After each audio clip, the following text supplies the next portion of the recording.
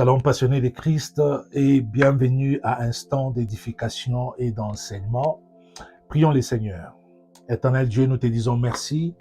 Merci pour ta grâce. Merci de nous permettre encore de parler à ton peuple en ces instants. Nous te prions que tu puisses oindre d'huile notre tête jusqu'à ce que notre coupe déborde. Accorde-nous sagesse et intelligence afin que nous soyons utiles à ton peuple dans cette saison. Au nom de Jésus, nous t'avons ainsi prié. Amen.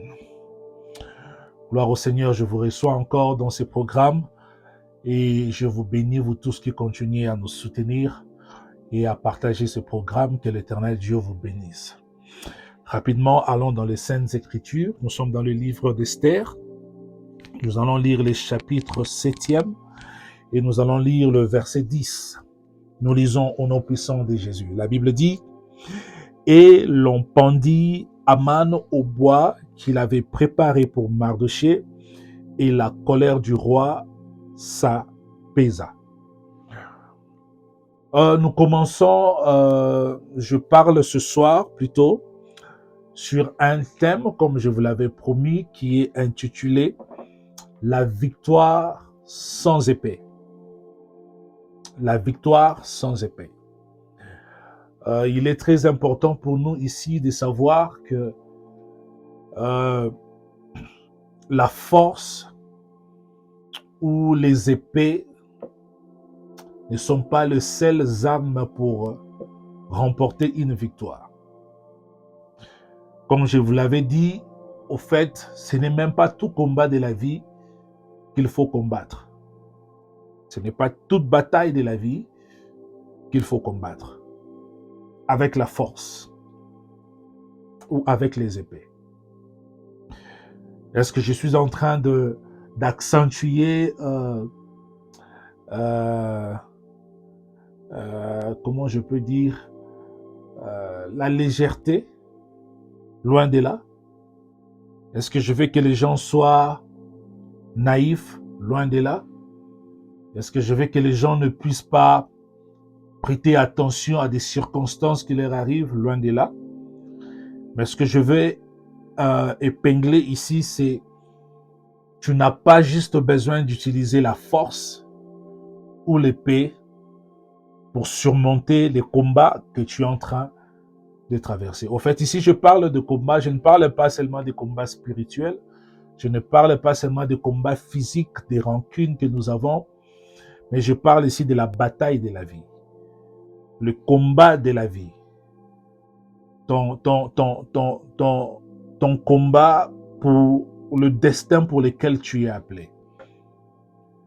Alors, tu n'as pas juste besoin d'appliquer la force ou les armes pour vaincre cette bataille.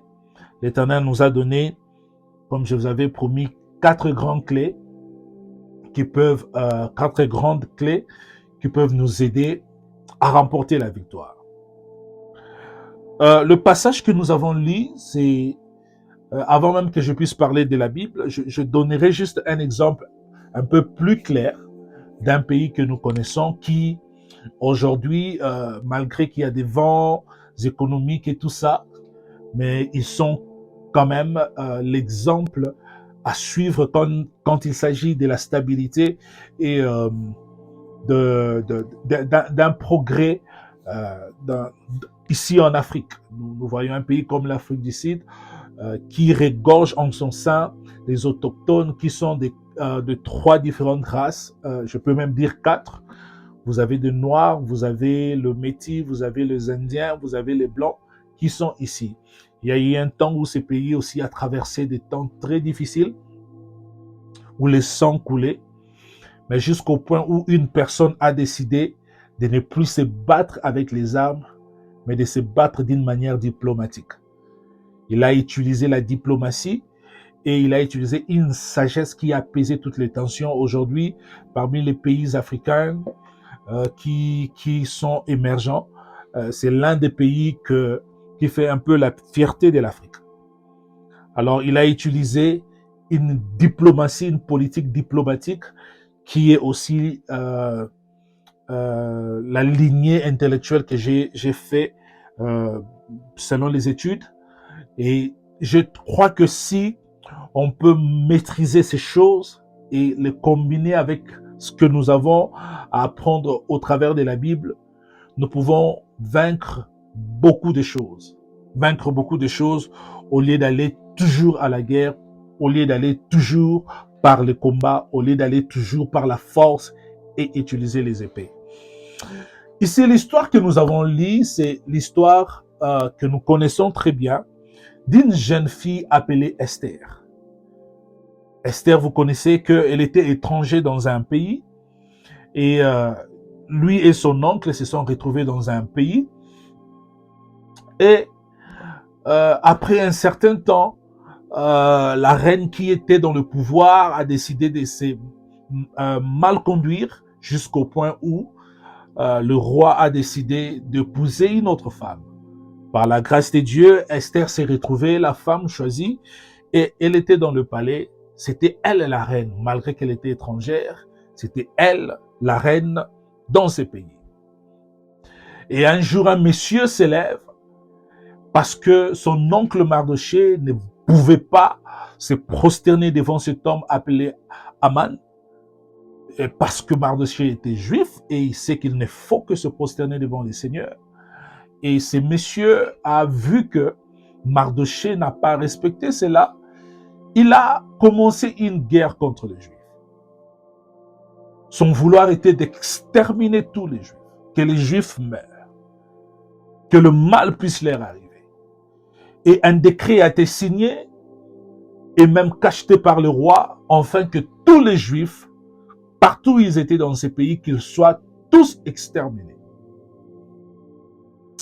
Alors, cette nouvelle est parvenue à Mardochée, qui a fait de tout son mieux pour parvenir cette nouvelle à sa nièce Esther, qui était la reine de ce pays. Et puis Mardochée lui a dit, ne crois pas que tu seras épargné parce que tu es dans le royaume. Il faut savoir que toi aussi tu es étrangère et si ce mal nous arrive, ça t'attiendra aussi. Ne sais-tu pas si c'est pour des moments comme ça que Dieu t'a placé dans cette position-là? Alors c'était un problème sérieux, une situation très difficile.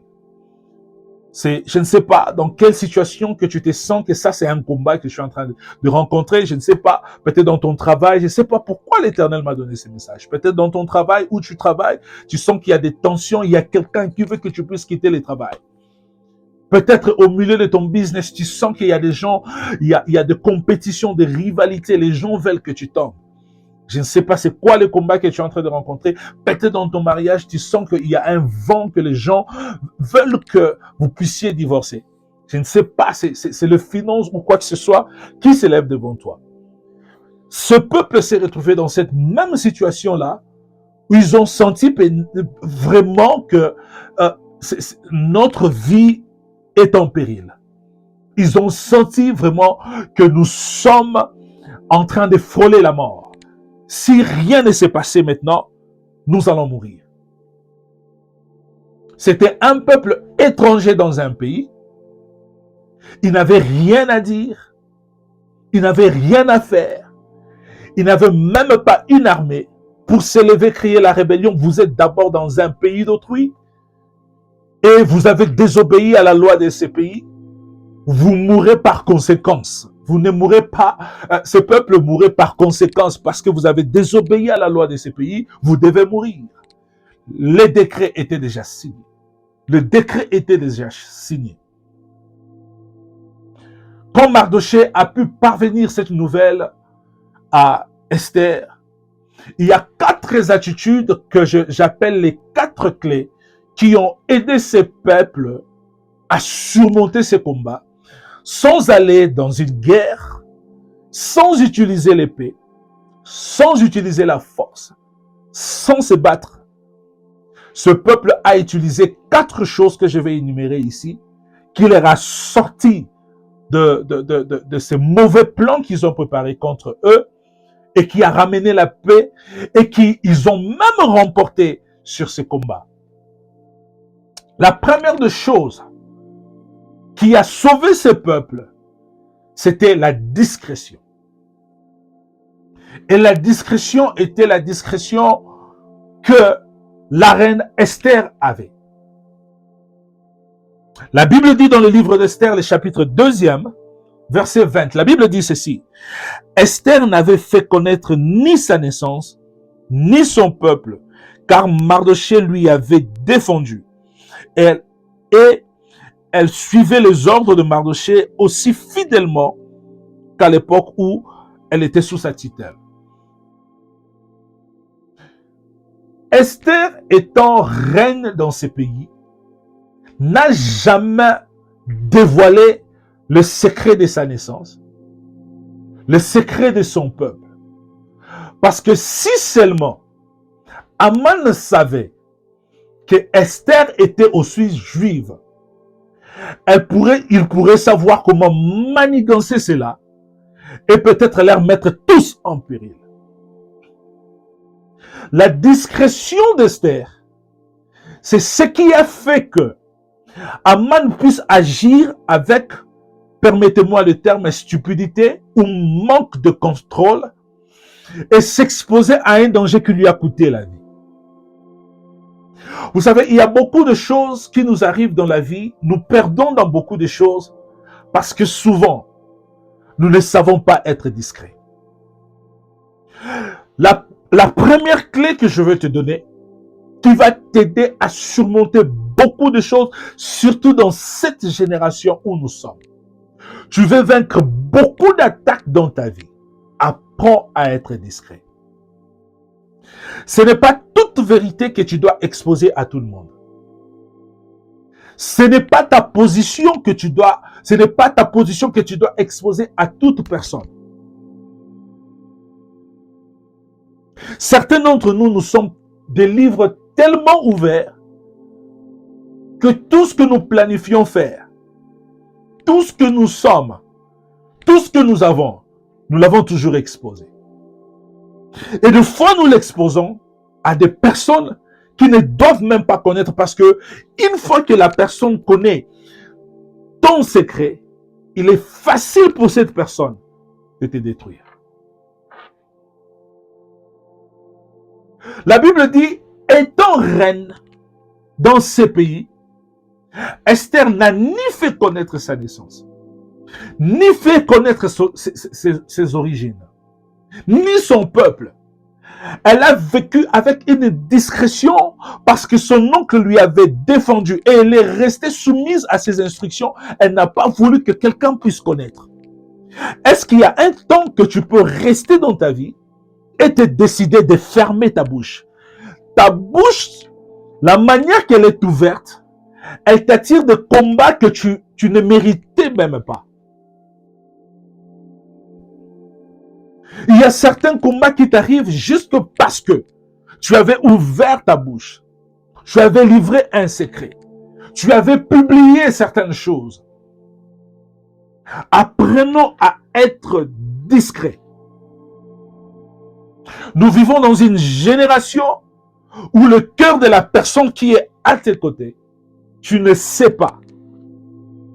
Tout ce qu'ils veulent savoir, c'est seulement un petit secret de toi.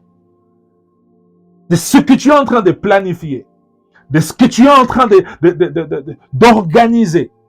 Une fois qu'ils savent, une fois qu'ils sont au courant de ces choses, c'est fini pour toi. C'est fini pour toi. Apprenons à être discrets. Apprenons à être discrets. Tout projet n'est pas à exposer. Toute vision n'est pas à exposer. Des fois, il faut travailler dans le secret jusqu'à ce que tu présentes aux gens un produit fini de ce que tu travailles dans le secret. Nous nous attirons de combats parce que des fois, nous exposons précocement des choses qui ne devaient pas être exposées. Il y a des choses que tu t'attires de combat parce que tu exposes des choses précocement qu'il ne fallait pas exposer. Et il y a des façons que tu peux remporter certains combats parce que quand tu te tais, quand tu ne parles pas, quand tu ne dis rien, même le diable ne saura pas comment t'attaquer. Tu peux vaincre certains combats qui pourraient t'arriver parce que tu n'as pas parlé.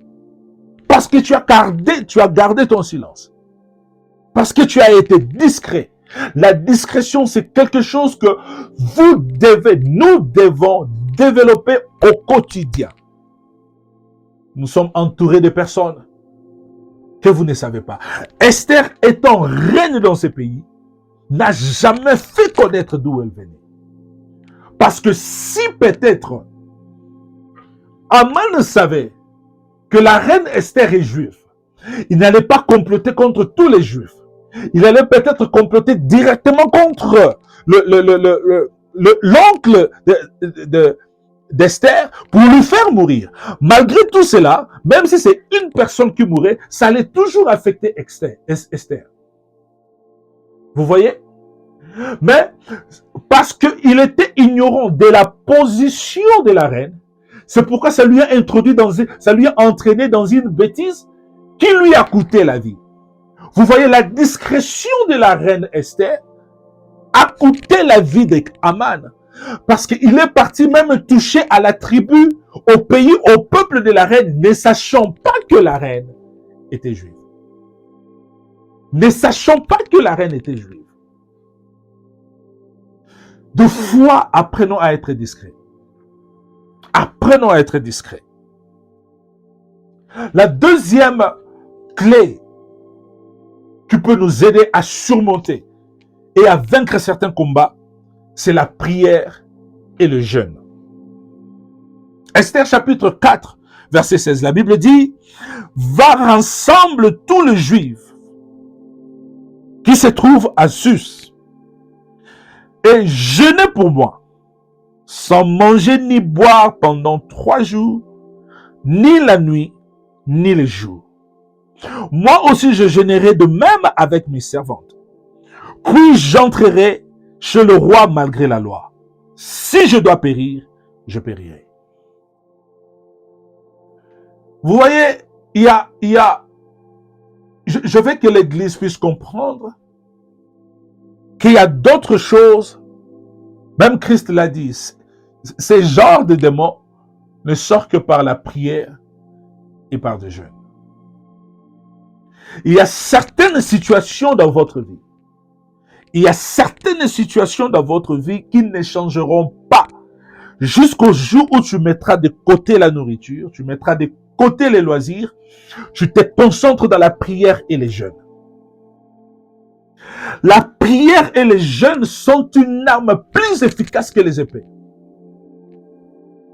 Ce que ta main droite ne peut pas te donner, ce que ta force physique ne peut pas te donner, la prière et le jeûne est capable de renverser les forteresses. La prière et le jeûne est capable de renverser toute forme d'attaque élevée contre toi. Sois une personne de prière. Dans cette génération où nous vivons, si tu n'es pas une personne de prière, tu as déjà ouvert une porte pour ton échec. Tu as déjà ouvert une porte pour ton échec. La prière et le jeûne. La reine a dit, n'allez pas gêner vous-même. Même moi aussi en tant que reine, je vais entrer en prière et jeûne avec mes servantes. Avec mes servantes. Avec mes servantes. Apprenons à prier. Ne soyons pas de personnes, quand les situations s'élèvent, tu prends les requêtes de prière et tu vas donner aux intercesseurs à l'église de prier pour toi. Quand des situations difficiles s'élèvent, tu prends la requête de prière, tu donnes au pasteur qu'il prie pour toi. Apprends à prier. Apprends à jeûner. Ces genres de démons, ces genres de combats qui s'élèvent devant toi, n'a pas besoin que tu ailles te chamailler. Ces démons-là qui s'élèvent dans ton bureau, je dis, je ne sais pas ces problèmes qui s'élèvent pour toi. Ça peut être quelqu'un dans ton bureau qui veut que tu perdes ton travail. Ce démon-là ne peut sortir que par de jeûne et prière. Si tu te mets à discuter avec cette personne, si tu te mets à combattre cette personne aussi, lui montrer que tu mérites avoir ce travail, tu vas perdre cette bataille. La seule façon de combattre cette personne, utilise la clé de la prière et du jeûne. Utilise la clé de la prière et du jeûne. Dans tes affaires, tu vois qu'il y a un vent qui est en train de menacer. Tes business veulent tomber. Utilise la clé de la prière et des jeûnes. La clé de la prière et des jeûnes. La troisième clé, c'est le courage. C'est le courage. Le même passage, Esther chapitre 4, verset 16, la Bible dit, je vais juste prendre la dernière partie, il dit, puis j'entrerai chez le roi malgré la loi. Si je dois périr, je périrai. Certains d'entre nous sont tellement peureux d'affronter les situations. Tellement peureux d'affronter les situations. Tellement peureux de faire face aux réalités. Il y a d'autres choses que tu as juste besoin du courage d'affronter cette chose-là. Je vous ai dit, je ne suis pas en train de former des personnes naïves. Mais j'ai besoin que tu puisses comprendre que tu n'as pas juste besoin de te battre, de chercher des armes pour vaincre certaines choses. Le diable peut mettre en toi un esprit de faiblesse, un esprit très naïf. Sois une personne courageuse. Sois une personne courageuse. Aie du courage. Aie du courage d'affronter cette situation-là. Aie du courage d'affronter cette situation-là. Et le courage et la détermination. Vous voyez dans la reine Esther, elle avait la détermination et le courage. Si je périrai, je vais périr. Malgré la loi, parce qu'il était établi qu'aucune personne ne peut voir le roi sans que le roi l'ait appelé. Mais elle s'est décidée, malgré la loi, j'entrerai. Si je dois périr, je périrai. C'est le courage. Certains d'entre nous, il y a un démon de chômage élevé devant toi. Des fois, je ne crois même pas que c'est un démon de chômage. C'est juste que tu n'es pas courageux. Il n'y a pas une porte d'un bureau qui tue les gens. Tu vois ce bureau-là, va toquer la porte. Va toquer la porte. Ce chômage-là va quitter le jour où tu vas toquer la porte, déposer ton CV. Ce chômage-là va quitter. Ce chômage-là va quitter. La quatrième clé que je vais vous donner, c'est la stratégie. Esther chapitre 5, verset 3. La Bible dit, le roi lui dit, qu'as-tu, reine Esther? Et que demandes-tu? Quand c'est serré la moitié du royaume, elle te sera donnée. La reine Esther dit, Esther répondit, si le roi trouve bon, que le roi vienne aujourd'hui avec Aman au festin que je préparais pour lui. Ici, la reine Esther vient avec une stratégie. Apprends à développer des stratégies, que ce soit physique, que ce soit intellectuel, que ce soit spirituel, pour combattre certains combats.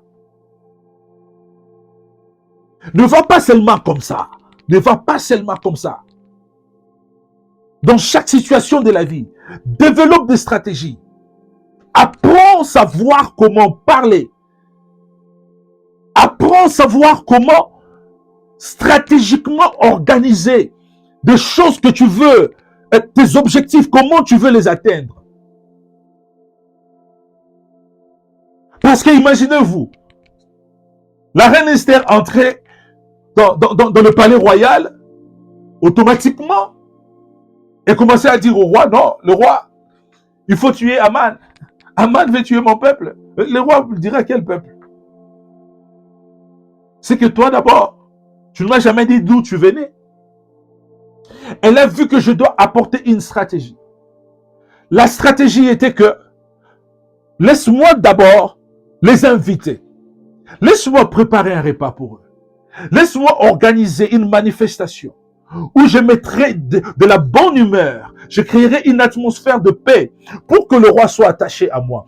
Apprends à être une personne stratégique, même dans ton travail, même dans tes relations, même dans tout ce que tu fais. Sois une personne stratégique.